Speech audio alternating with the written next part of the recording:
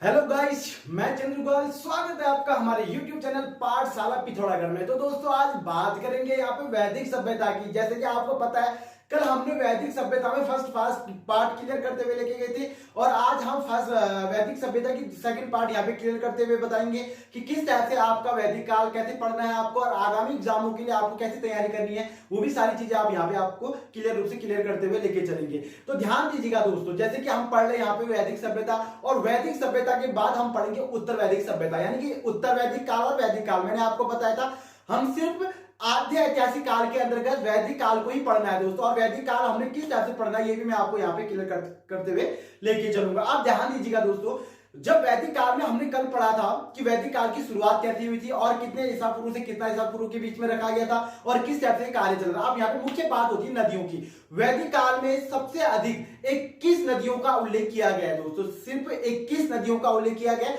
और उन 21 नदियों में सबसे ज्यादा उल्लेख जो किया गया है वो सिंधु नदी का किया गया है दोस्तों। ये आपको पता होना चाहिए कि सिंधु नदी का उल्लेख सबसे अधिक हमारी वैदिक सभ्यता में किया, यानी वैदिक काल में किया हुआ है। लेकिन उन 21 नदी में जो सबसे पवित्र नदी जो माना गया है दोस्तों, वो किसको माना गया है? आपका सरस्वती नदी को माना गया है, क्योंकि सरस्वती नदी उस समय की सबसे पवित्र नदी थी। जैसे आज हमारी सबसे पवित्र नदी कौन सी है? गंगा है दोस्तों। तो उस समय सबसे पवित्र नदी सरस्वती हुआ करती थी। उसके बाद मैं आपको बता दूं कि टोटल वैदिक काल में 10 मंडल थे दोस्तों। टोटल कितने मंडल थे? 10 मंडल थे, और 1028 सूक्त थे। ये बहुत बार पूछा गया है कि कितने मंडल वैदिक काल को कितने मंडलों में भागा, मतलब बांटा गया है, या कितने सूक्त होते हैं इसके। तो मैं आपको बता दूं कि टोटल 10 मंडल थे इसके, और 1028 क्या थे इसके? सूक्त थे दोस्तों। ये आपको पता होना चाहिए। उसके बाद मैंने आपको बताया था कि सबसे पहले मैंने आपको यह बताया था कि किस टाइप से आप लोगों ने वैदिक काल के अंतर्गत क्या क्या चीजें क्लियर करनी है।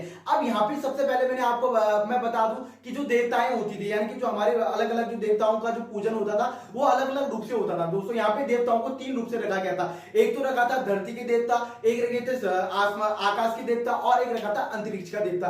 अंतरिक्ष के जो देवताएं होते थे वो उनके क्या कहते ग्रह होते थे, या अलग अलग जो ग्रहों के वो मतलब जो उनको बांटा गया था, तो उनकी वो पूजा करते थे दोस्तों। ठीक है। उसके बाद अगर आकाश की बात करें हम, आकाश के देवताओं की, तो आकाश के देवताओं में कौन कौन आते? सूर्य आ गया, चंद्रमा आ गया, या इस टाइप से जो भी रहते थे वो सारे हमारे किसके अंतर्गत आते थे? आकाश के देवता के अंतर्गत आते थे। उसके बाद जो धरती के देवता हो गए, धरती के देवता अग्नि हो गया दोस्तों, वायु हो गया, या अदरवाइज जो भी आप कह सकते हो, ये सारे वायु मतलब धरती के देवताओं के अंतर्गत आते थे। तो ये वैदिक काल की कुछ यहाँ पे महत्वपूर्ण बातें थे दोस्तों। और यहाँ पे जो हमारे अलग अलग रूप से जो रखा जाता था दोस्तों, यहाँ पे अलग अलग रूप से उनका जो कन्वर्ट किया जाता था वो अलग अलग रूप से किया जाता था दोस्तों। जैसे कि मैंने बताया यहाँ पे सार्वत्रिक जो उल्लेख किया गया, जैसे आपको बता दूं मैं, इंद्र का उल्लेख किया गया इसमें। इंद्र का कितनी बार उल्लेख किया? क्योंकि इंद्र वहां पे सबसे ज्यादा इंपॉर्टेंट रहता, क्योंकि इंद्र बरसात मतलब जो वर्षा के लिए जो उनके लिए बहुत महत्वपूर्ण कार्य रहते थे, तो उस समय इंद्र का बहुत ज्यादा उल्लेख किया जाता। तो उल्लेख जो किया गया है इंद्र का 250 बार उल्लेख किया गया दोस्तों। टोटल कितने बार उल्लेख किया गया उसका? 250 बार उल्लेख किया गया है। और यहाँ पे मैं आपको बता दूं कि जो 250 बार जो उल्लेख किया गया, ये क्यों किया गया? क्योंकि उस समय जो सबसे महत्वपूर्ण जो देवताएं होती थी उनमें से सबसे ज्यादा इंद्र को पूजा किया जाता, क्योंकि इंद्र बरसात का वो रहता था। तो ये थे हमारे वैदिक सभ्यता के कुछ महत्वपूर्ण टिप्स जो मैंने आपको यहाँ पे बता दिया। अब यहाँ पे बात मैं फिर बता दूं आपको, फसल की अगर मैं बात करूं यहाँ पे, तो फसल में सबसे ज्यादा जो उल्लेख किया गया, जौ का उल्लेख किया गया, गेहूं का उल्लेख किया गया, लेकिन यहाँ पे एक फसल का उल्लेख नहीं किया गया दोस्तों।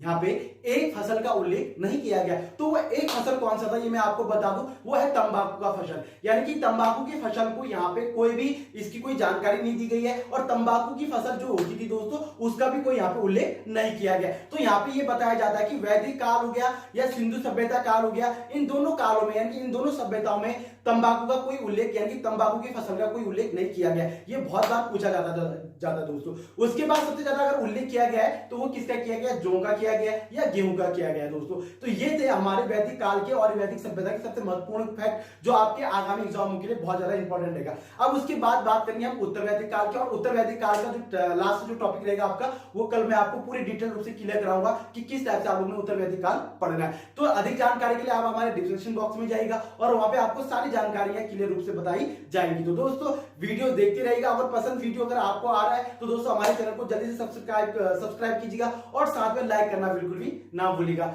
जय हिंद, जय भारत।